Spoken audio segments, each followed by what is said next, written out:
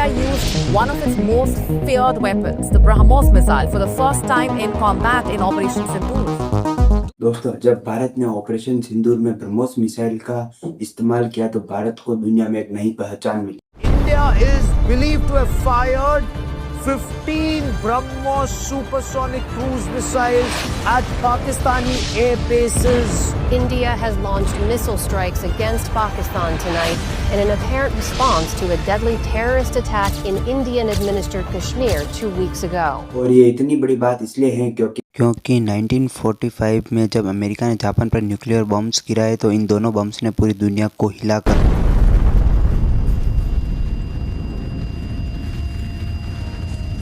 तो इसी से शुरू हुई है दुनिया की पहली न्यूक्लियर आर्म्स। एक तरफ जहाँ अमेरिका के पास 30,000 से ज़्यादा न्यूक्लियर वॉरहेड्स थे, सोवियत यूनियन ने 40,000 न्यूक्लियर वॉरहेड्स बनाए। यहाँ तक कि 1964 तक चाइना भी न्यूक्लियर बम बना चुका था। लेकिन एक तरफ जहाँ सारी दुनिया अपने वेपन्स और आर्मी को अपग्रेड कर रही थी, उस समय भारत की हालत इतनी खराब थी कि हर बार किसी न किसी देश से हमको मदद मांगनी पड़ती थी। In the uninhabited Aksai Chin Plateau of Ladakh, they constructed a road across Indian territory. Prime Minister Nehru is taking the cautious approach and is warning his people that the war may be long and hard. आपको पता है 1962 में जब Chinese हमारे जवानों को मार रहे थे, हमारे जवान हिमालय की पहाड़ों में ठंड से मर रहे थे। हमारे पास इतने कम वेपन्स थे कि नेहरू जी को जॉन ऑफ कैनेडी को लेटर लिखना पड़ा और यह कहना पड़ा कि सर हमें फाइटर जेट्स और रेडार सिस्टम और यहाँ तक कि यूएस पायलट्स की ज़रूरत है। और दोस्तों इतना ही नहीं, हमारे सोल्जर्स हिमालय की ठंड में कैनवास के जूते पहनकर लड़ रहे थे।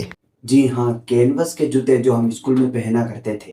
उसी तरह 1971 में जब अमेरिका ने हमारे खिलाफ नेवी भेजी तो हमें सोवियत यूनियन से मदद मांगनी पड़ी। The United States has not and is not now intervening for any purpose whatsoever in the domestic affairs of India.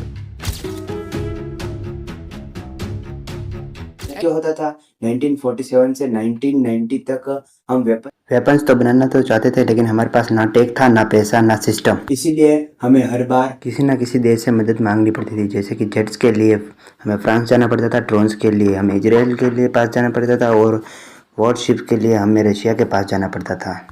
दोस्तों, एक तब का भारत था, एक आज का भारत है। एक वक्त था जब भारत दूसरे देशों से वेपन्स मांगा करता और आज का भारत सिर्फ वेपन्स खरीदता ही नहीं बल्कि 85 कंट्रीज को डिफेंस एक्सपोर्ट भी करता है। India has seen a 334% increase in defense exports. India's defense exports are surging. The government says India supplies equipment to over 100 countries. और तो और आज फ्रांस, इजराइल और अमेरिका जैसे देश भी इंडियन कंपोनेंट्स और इंडियन सिस्टम्स यूज करते हैं। दोस्तों, आपको सुन के खुशी होगी 2016-17 में जहां भारत सिर्फ 1522 करोड़ के डिफेंस एक्सपोर्ट करता था, आज वही भारत FY 2024-25 में 23,622 करोड़ के एक्सपोर्ट कर रहा है।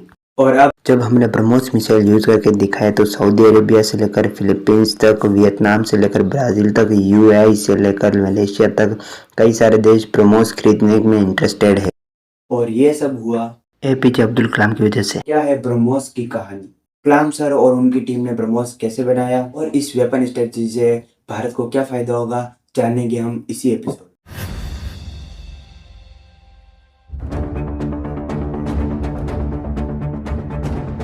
दोस्तों, ये कहानी शुरू होती है 1919 में जब सद्दाम हुसैन ने कुवैत पर कब्जा कर लिया। In the early morning hours of August 2nd, Iraqi armed forces, without provocation or warning, invaded a peaceful Kuwait.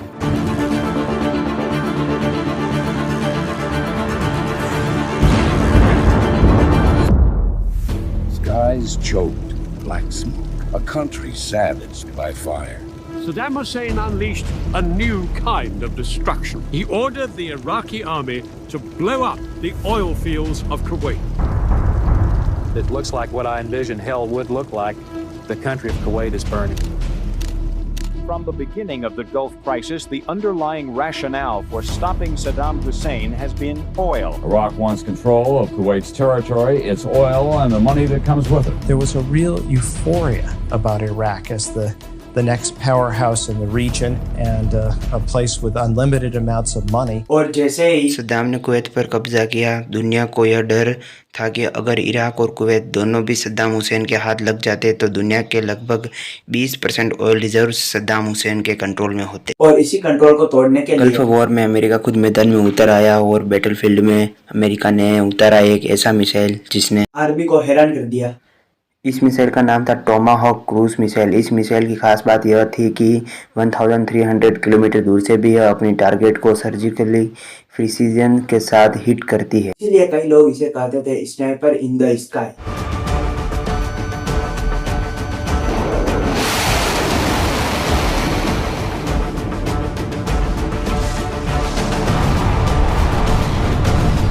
With a range approaching 900 miles, it hugs the landscape. The Tomahawk is a terrific weapon. Oh, Tomahawk makes a tremendous gun because you can fly Tomahawk in where you worry about a pilot surviving. It's a significant development to the Navy. The Tomahawk system gives the Navy ships and submarines a chance to participate and take the fight to the enemy. और जिस तरह एक sniper 2 kilometre दूर से भी एक आदमी के सर पर गोली मार सकता है, वैसे ही टोमाहॉक हजारों किलोमीटर दूर से एक छोटी सी बिल्डिंग तक को टारगेट कर सकती है।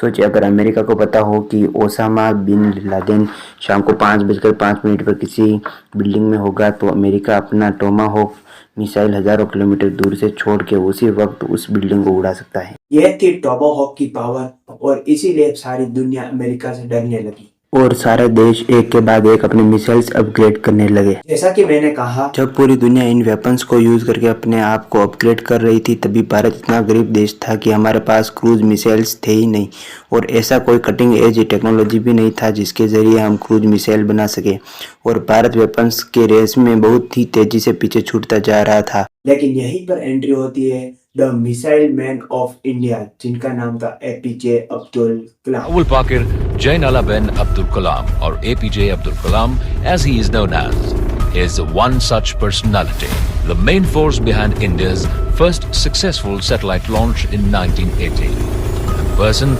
behind India's current ambitious missile program. Developed countries have denied several technologies to us. So it was a challenge for the youngsters that when something is denied by the Western nations to you, can you develop it in India? And Dr. Kalam had a vision. He could lead a team of youngsters by giving them vision, by telling them what they can do in the future. India is self-reliant in missile technology. We can design, we can develop, we can lead to production any type of missiles. दोस्तों उस वक्त यानी 1991 से पहले Soviet union दुनिया की सबसे बड़ी सुपर पावर थी और सोवियत यूनियन इतनी ताकतवर थी कि अमेरिका भी सोवियत यूनियन से डरता था। पर 1991 में सब कुछ बदल गया क्योंकि 1991 में हुआ fall of Soviet union.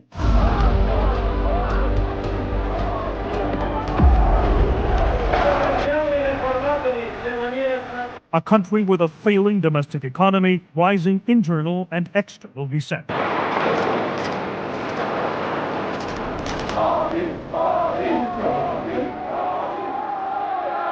The economy is in meltdown.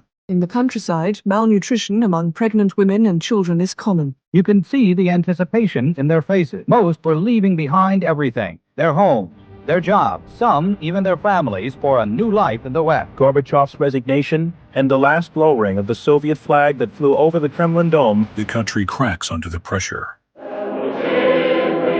In Moscow, the hammer and sickle is lowered for the last time, and an era comes to an end. दोस्तों ये वो वक्त था जब सोवियत यूनियन 15 अलग अलग देशों में बांट दिया गया।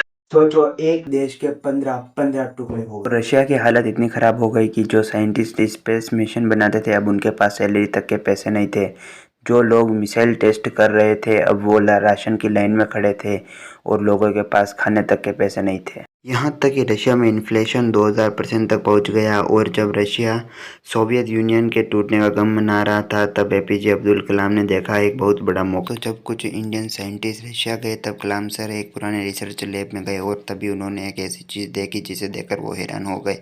उन्होंने देखा कि एक सुपरसोनिक कंबशन इंजन एक कोने में पड़ा हुआ है। आपको पता है सुपरसोनिक इंजन क्या होता है? सुपरसोनिक इंजन एक मिसाइल को साउंड की स्पीड से भी लगभग 3 गुना तेज लॉन्च कर सकती है। ये मिसाइल इतनी तेज है कि अगर दिल्ली से लॉन्च करो तो 7 मिनट में लाहौर जाके टारगेट को डायरेक्टली हिट कर सकती है, और वो भी बिना किसी वार्निंग के। तो कलाम सर ने जब इतने कीमती इंजन को धूल खाते हुए देखा तो उन्होंने रशियन साइंटिस्ट से कहा कि सर ये इंजन ऐसे ही पड़ा हुआ है। रशियन साइंटिस्ट ने कहा कि हाँ सर, यह हमने कुछ महीने पहले बनाया तो था, लेकिन हमारे पास इसको टेस्ट करने का बजट नहीं है, गवर्नमेंट ने हमारा प्रोजेक्ट बंद कर दिया। तो कलाम सर ने कहा तो फिर रुक क्यों गए, हम दोनों मिलके इसे पूरा करते हैं ना। भारत को इसकी ज़रूरत है और हमारे पास साइंटिस्ट भी है और थोड़ी फंडिंग भी है, और आपके पास तो टेक्नोलॉजी ऑलरेडी है, तो दोनों मिलके बनाते हैं ना। यहीं से शुरू हुई है दोस्तों ब्रह्मोस की कहानी।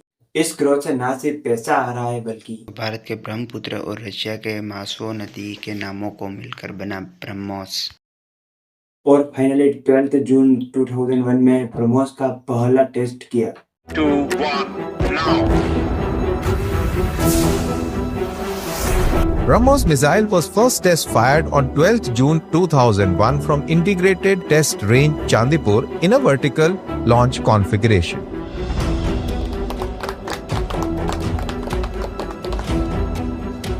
BrahMos, the resultant creation, is a supersonic cruise missile, strikingly versatile in its use and deadly in its efficacy. The deadly missile has an armory of decisive advantages. अब सवाल यह है कि अगर ब्रह्मोस 2001 में टेस्ट हुआ था तो अब 2025 में अचानक से ब्रह्मोस की डिमांड इतनी कैसे बढ़ गई। दोस्तों ये हुआ ऑपरेशन सिंदूर की वजह से, जब दुनिया ने भारत के मिसाइल्स की काबिलियत देखी।